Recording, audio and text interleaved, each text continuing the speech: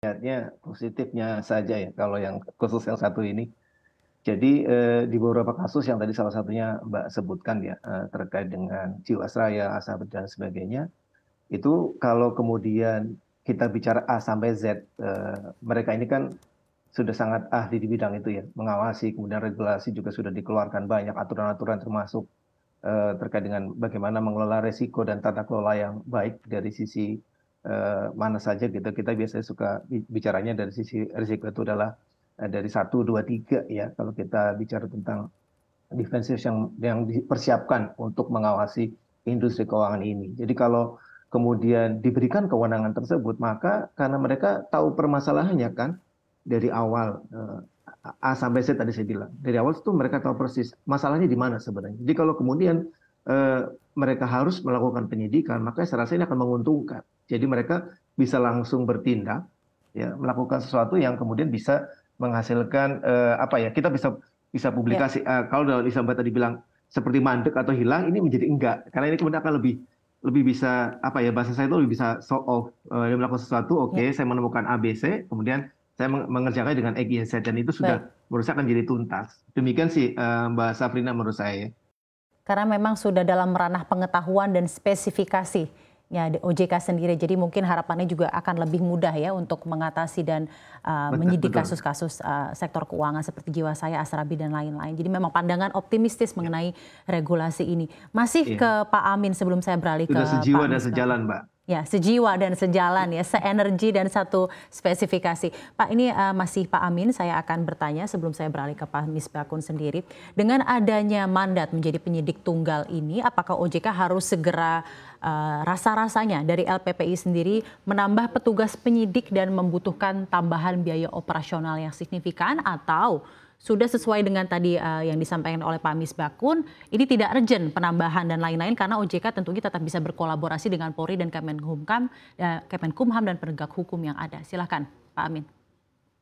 Ya, menurut saya itu sudah merupakan bagian dari rencana ya. Kalau kita bicara tentang SDM kan biasanya pasti ada buffer ya. Tinggal tadi yang saya sampaikan di awal bahwa perlu peningkatan kompetensi khususnya untuk upaya penyidikan. Dan satu lagi juga tadi kan sebenarnya sudah kita pahami bersama bahwa ini nanti akan ada istilahnya eh, proses terlebih dahulu kan, tidak langsung ujuk-ujuk dia bisa menjadi penyidik ya meskipun kompetensi di bidang industri keuangan mereka sudah cukup bagus dan sangat sangat baik kalau kita bilang khususnya di perbankan ya. Jadi tidak hanya itu pastinya sudah dipersiapkan. Nah kalau bicara mengenai anggaran, apakah kemudian itu perlu ditambahkan ke depan kalau memang nantinya ya tadi juga sudah disinggung sama Miss Bakun kalau kita bicara tentang aset kripto kemudian fintech upaya-upaya yang dilakukan oleh JK untuk memberantas yang ilegal maupun istilahnya mungkin bahasanya lebih tepatnya bodong dan sebagainya itu nantinya pasti akan membutuhkan tambahan anggaran ya. Saya rasa itu Mbak komentar saya sementara ini. Jadi memang Mbak ada butuh Safrina. tambahan anggaran ya untuk mandat terbaru ini ya dengan adanya juga penambahan kepala eksekutif Ya, sesuai yang tertuang di Undang-Undang P2SK terbaru. Pak Misbakun, saya akan bertanya kepada betul. Anda. Tadi juga Anda menyebut mengenai penambahan kepala eksekutif di Dewan OJK sendiri, kepala eksekutif pengawas lembaga pembiayaan, modal ventura dan lembaga keuangan mikro dan lembaga jasa keuangan lainnya serta Kepala Eksekutif Pengawas ITSK, Aset Keuangan Digital dan Aset Kripto. Ada 2 penambahan kepala eksekutif di tahun ini.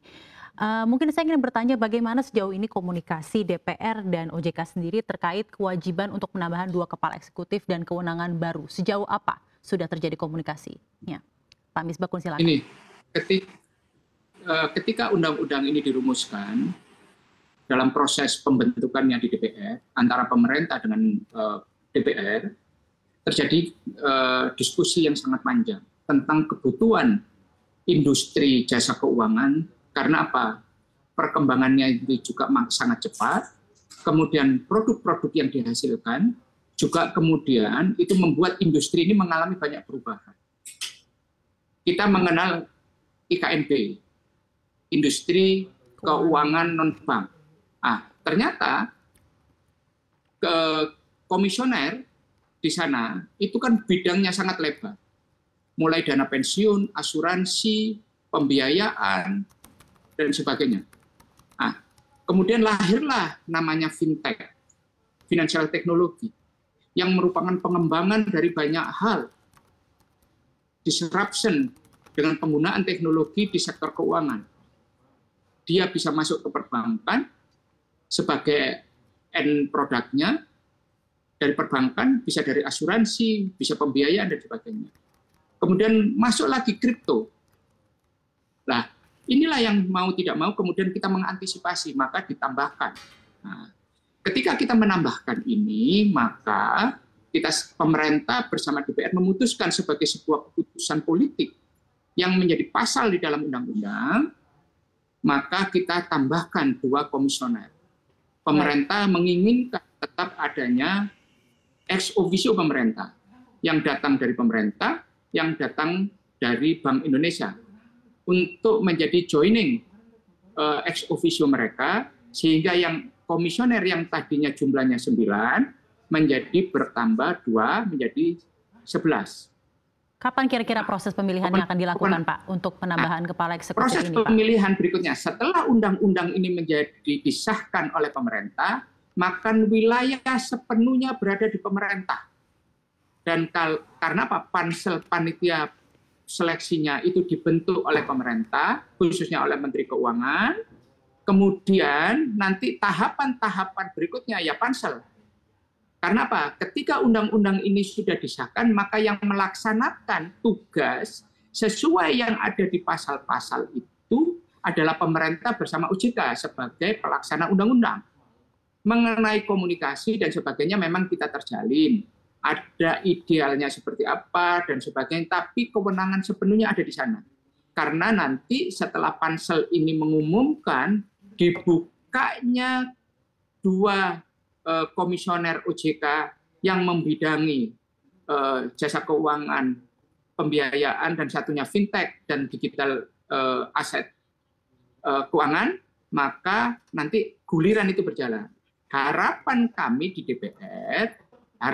DPR ini bisa segera. Karena apa? Tugas-tugas yang berkaitan dengan itu sangat banyak. Untuk apa? Untuk mengantisipasi perkembangan pasar yang sangat cepat, sangat dinamis, sehingga masyarakat merasa, pertama, terayomi, terlindungi, dan diatur dengan baik. Karena apa? Aset kripto, jasa keuangan, dan sebagainya ini, fintech, ini semuanya kan sudah berjalan. Sementara aturan-aturannya kan baru kita buat. Sehingga nanti terjadi sebuah junction, sebuah titik temu antara regulator, orang yang mengatur regulasinya itu sendiri dengan industrinya.